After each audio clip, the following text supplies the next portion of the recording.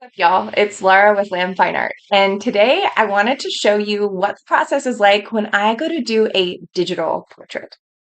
So, the reason I absolutely love digital paintings is because honestly, they're a lot easier than traditional paint. They're also a little less messy because when I'm mixing oil or acrylic, I'm there on the palette, it's fun, but it's just this whole process that kind of gets in the way sometimes of getting to my subject. So when I have a subject I'm really excited about, like today's subject, I just want to go. So let's dive in. The first thing I do is I look up images of my subject. When a client wants to do a painting with me, usually they send me several. If I'm inspired by an image outdoors, I'll spend a while gathering images online. Today, I treated myself like a client. I looked through several of my favorite images, Larry, and ultimately I landed on this one. I almost did the whole family, but I really wanted to focus on Bear.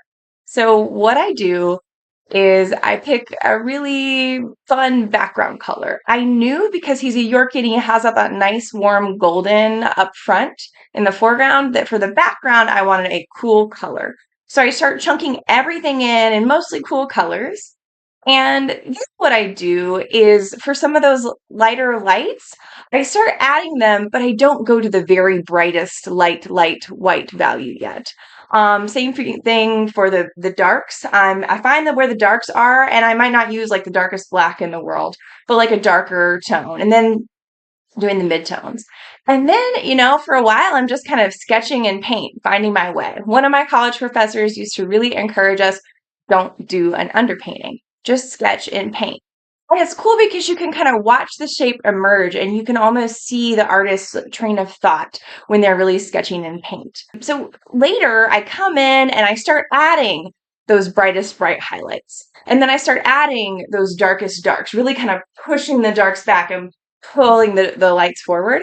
And I go back and forth between those for a while. And then I'm just kind of messing around, experimenting with what colors are going to go on the outside to make him pop.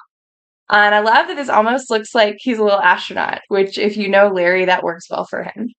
I also was just like excited to add his name at the bottom for some reason. I think it works. So, a fun story about Larry is when we went to go pick him up, there were going to be two dogs to choose from, and they were really encouraging us, like, you need to go home with Jimmy. Well, we go to like meet Jimmy, and he's like hiding in the corner. But I was like, this other little dog sauntered up to us, and I was like, who's this guy? So I scoop him up, and he licks me on the nose, and I was like, that is my dog. And funnily enough, they said, oh, that's Trouble. So they had literally nicknamed the dog Trouble.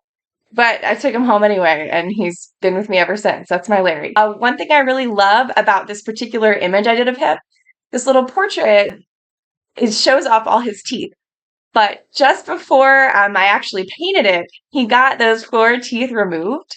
But thank goodness he still has his classic Larry underbite. He still has his two like big canines in. Hey, Lair, you want to show the peoples? I don't know if I can like am I breaking the wall? I guess I've been breaking it the whole time I'm talking to you guys, but there's Larry. So he sits with me most of the time. I do a lot of art up here in my little window. I did this one actually outside today and then on the road in the car while we drove Larry to the vet actually to get his nails trimmed. So it was just a very Larry kind of day. So that's the process. I hope you enjoyed and I hope you enjoy spending time with your own critters wherever they may be. Bye. So, yeah. Thanks for listening. We're going to end different.